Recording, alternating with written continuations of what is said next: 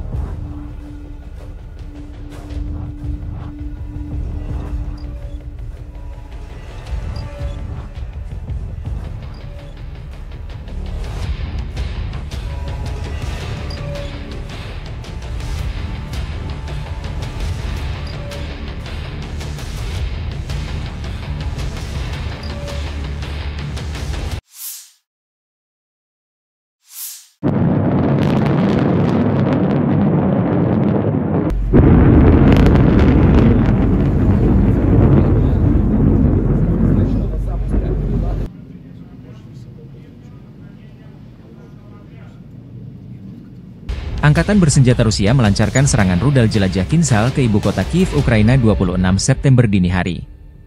Ledakan terdengar di Kiev setelah peringatan serangan udara berbunyi di kota tersebut. Angkatan Udara Ukraina mengatakan bahwa Rusia telah menggunakan pesawat MiG-31K, pembawa rudal balistik Kinsal yang digunakan Rusia untuk menyerang Ukraina. Setidaknya 2 rudal diluncurkan, menurut pernyataan tersebut. Tidak ada kerusakan atau korban yang dilaporkan, demikian dilansir Angkatan Udara Ukraina. Sistem pertahanan udara tidak berfungsi selama peringatan serangan udara baru-baru ini, administrasi militer kota Kiev mengatakan kemudian dalam sebuah pernyataan. Musuh tidak menggunakan senjata rudal di wilayah Kiev, kata otoritas setempat. Ledakan juga dilaporkan di kota Starokostiantiv di Oblast Khmelnytskyi Barat, yang merupakan rumah bagi pangkalan udara Ukraina. Semalam, lebih dari 15 pesawat nirawak terlihat di dekat Kiev, dengan sekitar 10 diantaranya jatuh oleh pertahanan udara, kata administrasi militer kota Kiev. Tidak ada korban yang dilaporkan juga dilansir layanan dinas darurat Ukraina, namun sejumlah warga mengalami luka. Di Zaporizhia, sedikitnya 8 orang, termasuk 1 anak-anak, terluka akibat serangan bom udara. 12 bangunan hancur dan rusak, termasuk 1 gedung apartemen. Tim penyelamat dari layanan darurat negara melakukan operasi pencarian dan penyelamatan darurat dan mengevakuasi 18 orang. 4 gedung apartemen dan 20 mobil rusak akibat jatuhnya puing-puing UAV di Kiev, dan pipa gas mengalami penurunan tekanan. 2 orang terluka, seorang pria terluka dan anaknya. Musuh juga menyerang Oblast Kiev, Oblast Donetsk, Oblast Kharkiv, Oblast Sumy, dan Oblast Ivano-Frankivsk. Beruntung tidak ada korban jiwa di wilayah tersebut. Demikian pernyataan resmi akun layanan darurat negara Ukraina. Rusia belum berkomentar atas serangan rudal Kinzhal ini.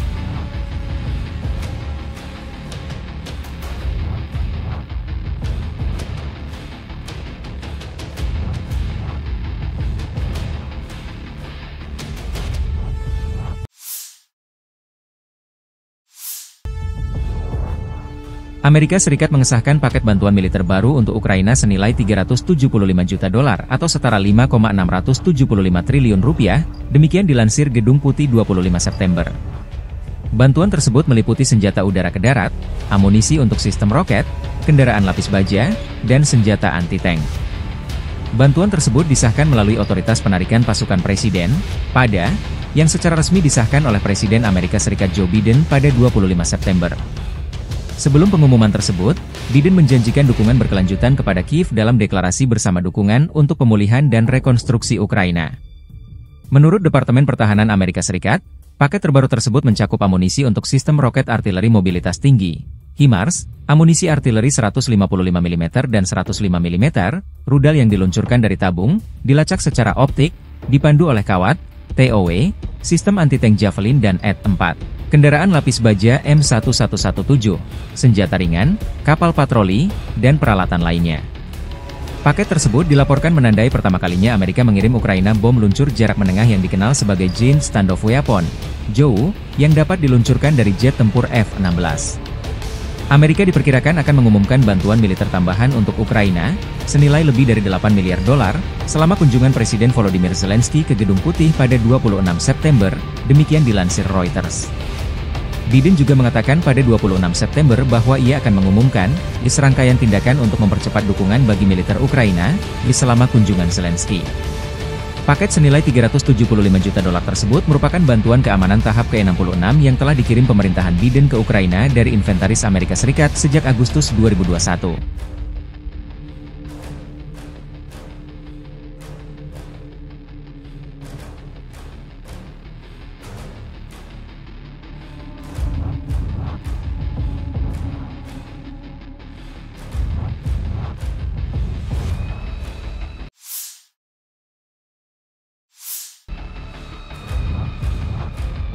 Staf Umum Angkatan Bersenjata Ukraina melaporkan pada 26 September, militer Rusia total kehilangan 647.800 tentara di Ukraina sejak dimulainya invasi skala penuh Rusia 24 Februari 2022. Jumlah ini termasuk 1.400 korban yang diderita pasukan Rusia selama sehari terakhir. Pasukan Moskow juga kehilangan 15 tank, 115 kendaraan infanteri pengangkut personel, 74 sistem artileri, serta 115 drone dalam 24 jam terakhir. Menurut laporan militer tersebut, pasukan Vladimir Putin juga total kehilangan 8.825 tank, 17.348 kendaraan tempur lapis baja, 25.353 kendaraan dan tangki bahan bakar, 18.620 sistem artileri, 1.199 sistem roket peluncur ganda, 959 sistem pertahanan udara, 369 pesawat terbang, 328 helikopter, 15.946 pesawat tanpa awak, 28 kapal dan perahu, dan 1 kapal selam.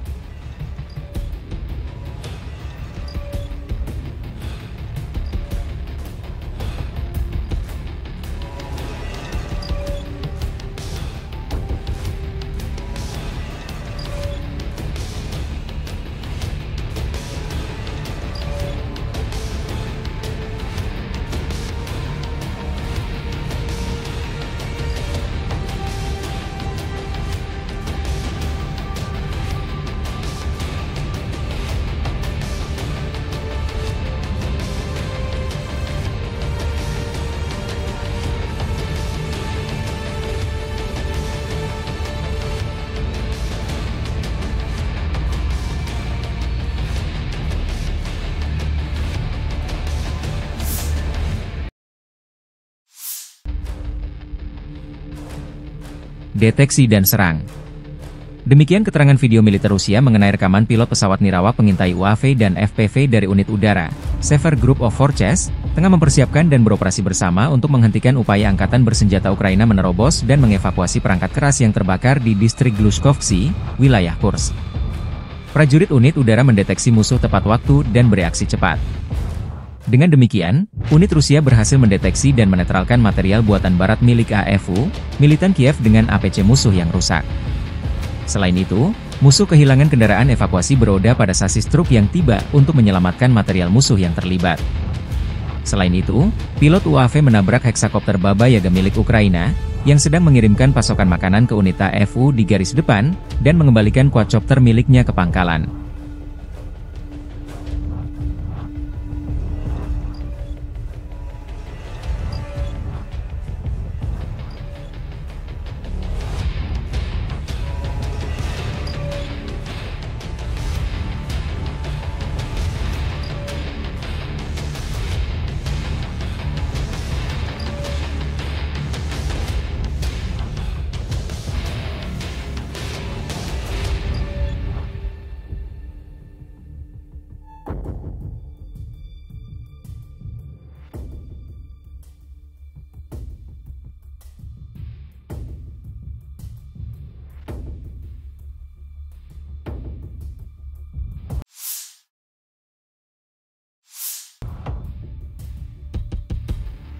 Peluncur roket ganda kiriman NATO hancur di rudal Rusia. Kelompok pasukan Sever unit utara Rusia membakar Vampir NATO yang dipakai menyerang Belgorod dari dekat Kharkov. Unit pengintai kelompok pasukan Sever mendeteksi pergerakan dan penembakan sistem roket peluncuran ganda Vampir Cheko milik Angkatan Bersenjata Ukraina dari dekat Kharkov. Sebagai akibat dari serangan presisi tinggi, Vampir, di hanggar dan gudang amunisinya dihancurkan bersama para personelnya. Kelompok pasukan Sever juga menggempur formasi Brigade Mekanik ke-21, Brigade Infanteri Bermotor ke-57 HFU, Brigade Marinir ke-36, dan Brigade Pertahanan Teritorial ke-113 di dekat Barilo, wilayah Sumy, Lipsy, Volchansk, dan Volchansky Hutora, wilayah Kharkov. Unit-unit Rusia menangkis 3 serangan balik yang dilancarkan oleh kelompok penyerang Brigade Serangan Udara ke-82 AFU. Musuh kehilangan hingga 120 tentara, 3 tank, 1 kendaraan tempur infanteri, 4 kendaraan bermotor, 2 peluncur Grad MLRS 122 mm, 1 meriam D20 152 mm, 5 howitzer D30 122 mm, dan 1 meriam M101 105 mm buatan Amerika Serikat, demikian dilansir militer Rusia.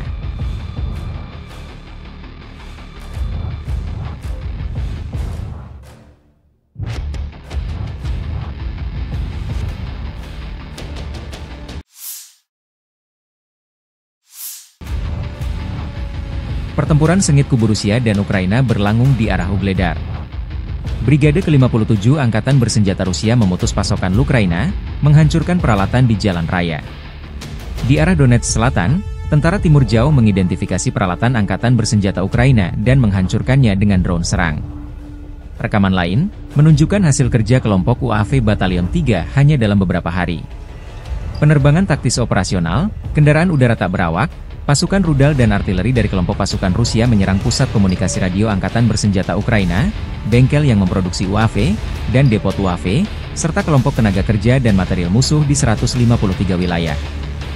Angkatan Darat Rusia menjatuhkan 4 bom berpemandu Hammer buatan Prancis, 14 HIMARS buatan AS dan roket Vampire buatan Ceko, dan 31 UAV sayap tetap. Militer Rusia melansir, secara total, sejak dimulainya operasi militer khusus, 646 pesawat terbang, 283 helikopter Ukraina dihancurkan. Termasuk 32.218 kendaraan udara tak berawak, 579 sistem rudal anti pesawat, 18.348 tank dan kendaraan tempur lapis baja lainnya, 1.462 kendaraan tempur MLRS, 15.187 senjata artileri lapangan dan mortir, dan 26.467 unit kendaraan pendukung militer dinetralisir. Konflik Rusia dan Ukraina memasuki hari ke-946 atau tahun ketiga, belum ada tanda-tanda perdamaian dua kubu. Angkatan Bersenjata Rusia membombardir pusat kota Ugledar dengan artileri jarak jauh dan serangan udara. Sejumlah analis memprediksi Rusia tidak akan menyerbu Ugledar dengan pasukan darat tetapi akan menggempurnya dengan artileri dan dari udara. Tujuan utamanya menciutkan nyali dan membuat keder Brigade ke-72 Angkatan Bersenjata Ukraina yang bertanggung jawab mengawal kota penting ini. Ada juga laporan bahwa Bogoyavlenka dan Novoukrainsk dibombardir serangan udara di mana Angkatan Bersenjata Ukraina tampaknya berencana untuk mundur dari tempat ini. Kenapa kota Ugledar penting bagi Rusia dan Ukraina? Setelah berhasil merebut Soledar, pasukan Rusia terus melaju di Donbas. Titik panas saat ini adalah sebelah barat daya, Ugledar. Ugledar, kota pertambangan kecil 100 km di utara Mariupol menjadi titik kontak utama pasukan Moskow. Jika Rusia berhasil dalam serangan ini, itu akan menjadi pukulan telak bagi Ukraina. Kemenangan di Ugledar berpotensi mengubah keseimbangan kekuatan di wilayah Donetsk dan meningkatkan pertahanan Melitopol. Serangan Rusia terhadap Ugledar dilancarkan sejak 24 Januari 2024 oleh Marinir Armada Pasifik dan pasukan khusus dari Republik Rakyat Donetsk, DPR. Meskipun Rusia memperoleh beberapa keuntungan pada hari-hari awal operasi dan pasukan Ukraina menderita kerugian besar, sedikit kemajuan yang telah dicapai dalam hal kemajuan garis pertahanan. Ugledar terdiri dari gabungan 4 blok bangunan bertingkat panel era Soviet tahun 1960-an. Kota ini berbeda dari kota-kota yang lebih tradisional karena tidak ada rumah pribadi di dalam batas kota. Hal ini menjadikan Ugledar benteng yang kompak, tidak hanya di lokasi yang tinggi, tetapi juga dengan tambahan 27 meter benteng yang dibangun. Faktor-faktor ini menjadikan Ugledar bagian penting pertahanan Ukraina di Donetsk Barat Daya. Kontrol Kiev yang berkelanjutan atas posisi-posisi ini memungkinkan pasukannya menguasai daerah sekitarnya, mencegah Rusia mengepung Marinka, Kurahovo, dan Avdiivka dari selatan. Di dekat Ugledar juga terdapat bagian penting dari jalur kereta api Donetsk-Volnovaha, dan keberadaan pasukan Ukraina di dekatnya mencegah jalur tersebut digunakan untuk keperluan militer. Terobosan kelompok angkatan bersenjata Ukraina ke wilayah Kursk di Federasi Rusia tidak membantu Kiev menahan serangan tentara Rusia di Donbas. Hal ini dilaporkan oleh surat kabar Inggris yang berpengaruh The Financial Times. Publikasi tersebut mencatat bahwa situasi bagi para militan rezim Kiev di DPR sangat sulit sehingga Ugledar dapat jatuh dalam beberapa minggu mendatang, dan Pokrov pada awal musim dingin. Ukraina berharap bahwa operasinya yang berani akan memaksa Kremlin untuk mengerahkan kembali sumber daya dari wilayah Donetsk, tetapi itu tidak terjadi. Sebaliknya, pasukan Rusia merebut beberapa kota, mulai dari Pokrov hingga Mirnohrad, dan melepaskan kekuatan tentara Rusia di kedua pusat logistik tersebut.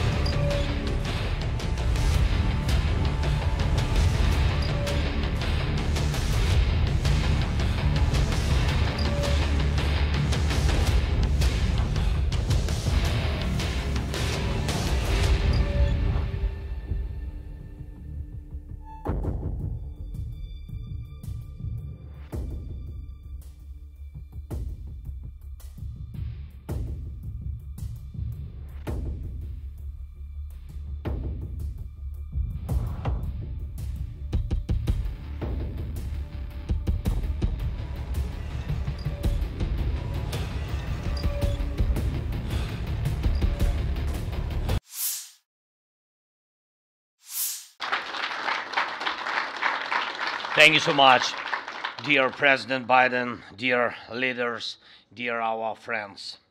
I'm grateful to all of you for your unity in protecting lives. We previously gathered at the NATO summit in Vilnius to strengthen our defense cooperation. We do value the G7 Security Declaration and the 26 bilateral security agreements, which fortify us all. And now more than 30 countries and the EU have agreed to the declaration, truly strong declaration focused on rebuilding Ukraine after the hostilities. This is a shared commitment to help rebuild Ukraine and support our path to the EU. It involves coordinating recovery efforts through the Ukrainian donor platform, ensuring that our joint ideas become a reality. And it's crucial that this support becomes tangible this year. That's why additional financing resources are planned by the end of the year, with access to 50 billion in immobilized assets from the aggressor state, Russia, which brought this war upon us.